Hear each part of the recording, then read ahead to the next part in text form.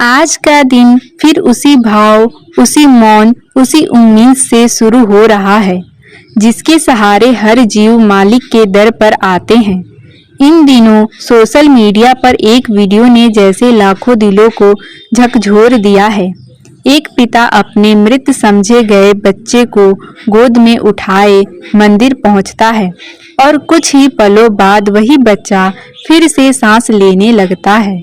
यह दृश्य इतना अद्भुत था कि हर कोई हैरान रह गया।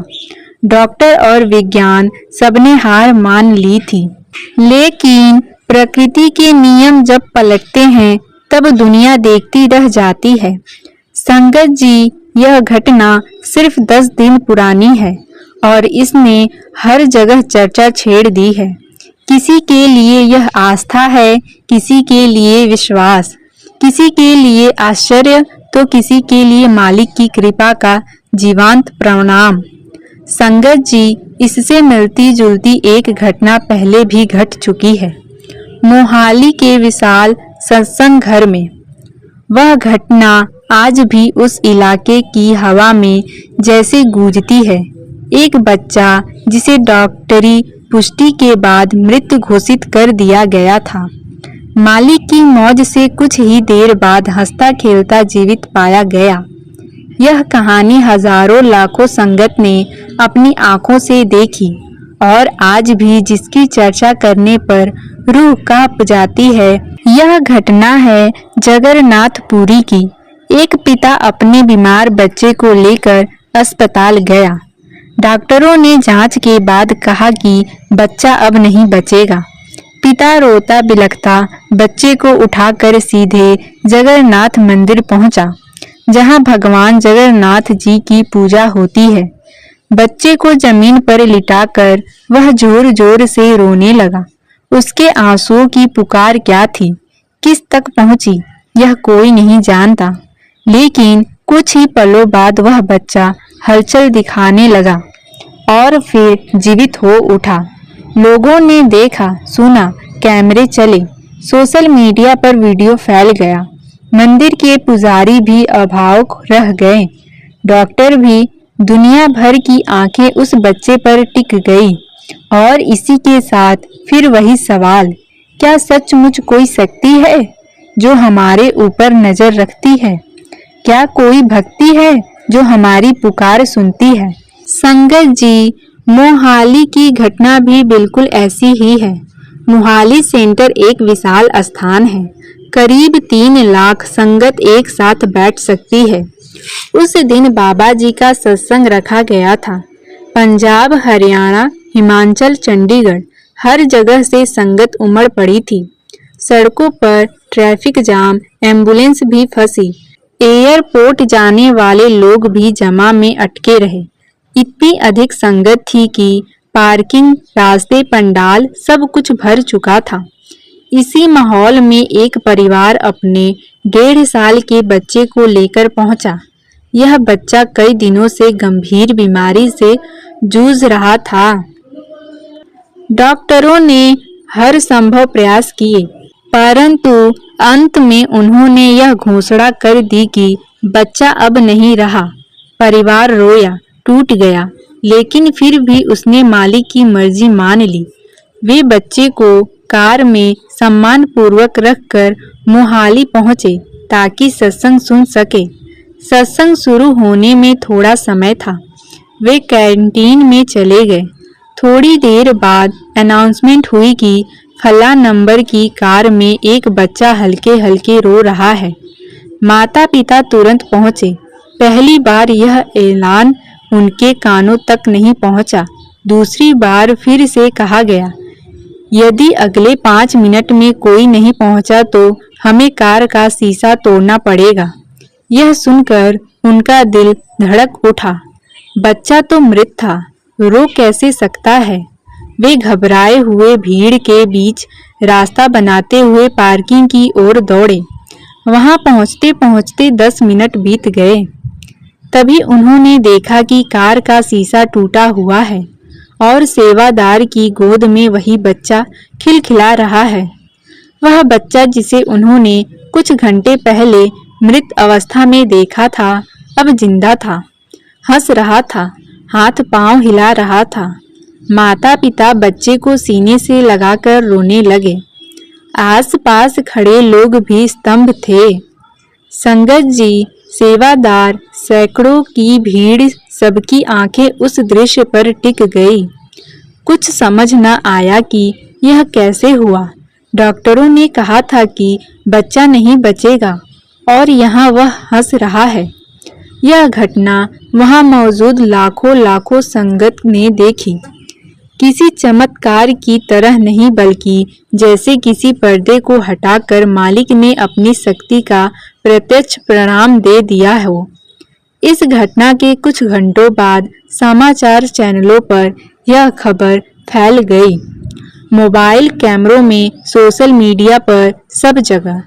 इसी दिन सत्संग मंच पर बाबा जी ने एक घोषणा की, आज के बाद इस स्थान पर सत्संग नहीं होगा। इस निर्णय के पीछे करुणा थी।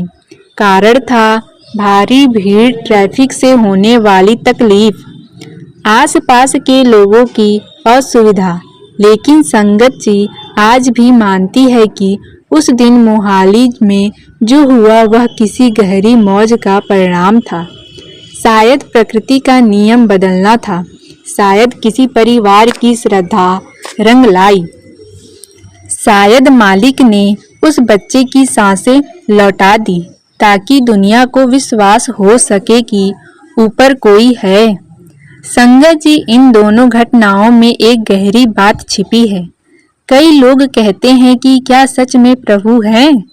लेकिन प्रभु के लिए यह सिद्ध करने की जरूरत नहीं है, वह है। जीव की जरूरत है विश्वास करने की। ऐसी घटनाएं उसी सच्चाई की ओर इशारा करती है कि कोई शक्ति है जो हमारे दुख सुख का हिसाब जानती है, कोई शक्ति है जो हमारी पुकार सुनती है, कोई शक्ति है जो जब चाहे जैसे चाहे अपने नियम बदल सकती है। हर 4 कदम पर विज्ञान रुक जाता है, हर 5 कदम पर तर्क टूट जाता है, लेकिन दया के मार्ग में न विज्ञान चलता है न तर्क, वहाँ सिर्फ प्रेम चलता है, सिर्फ विश्वास। संगत जी, जगन्नाथपुरी की घटना इस बात की गवाही है कि मालिक की दया कहीं भी बरस सकती है। मोहाली की घटना बताती है कि मालिक की कृपा जब प्रकट होती है तो उसके आगे सृष्टि के सारे नियम छोटे पड़ जाते हैं। नागपुर की यात्रा बताती है कि गुरु का प्रेम थकान नहीं जानता। संगत जी, आज की दुनिया तेज रफ्तार से बदल रही है। लोग व्यस्त हैं, उलझे हुए हैं, समस्याएं बढ़ रही है। हर किसी के जीवन में चिंता, भय, उम्मीद, संघर्ष सब कुछ है। और ऐसे समय में जब कोई घटना मानव समझ से परे होती है तो वह सिर्फ खबर नहीं रहती, वह संकेत बन जाती है कि कोई ऐसा है जो सब देख रहा है। आज भी कई लोग ऐसे हैं जो मानते नहीं, पर जब घटना सामने होती है तो दिल अपने आप मान जाता है। समाज चर्चा करता है, मीडिया सवाल पूछता है, डॉक्टर विश्लेषण करते हैं, पर अंत में लोग कहते हैं यह विज्ञान का नहीं, किसी और शक्ति का काम है। संगत जी, आप देख सकते हैं कि जब मोहाली में बच्चा जीवित हुआ तो किसी वैज्ञानिक ने यह दावा नहीं किया कि वह गलती से मृत घोषित किया गया था। सबने देखा था कि शरीर ठंडा था, कोई हलचल नहीं थी। डॉक्टर बिल्कुल साफ कह चुके थे कि बच्चा नहीं बच सकता। लेकिन जब मालिक दया करते हैं तो वह दया समय देखकर नहीं आती, परिस्थितियों देखकर नहीं आती, वह आती है उसी क्षण जब वह आना चाहती है। इसी तरह उस पिता का रोना, जगन्नाथ मंदिर में उसकी पुकार, वह पुकार किसके कानों तक पहुंची?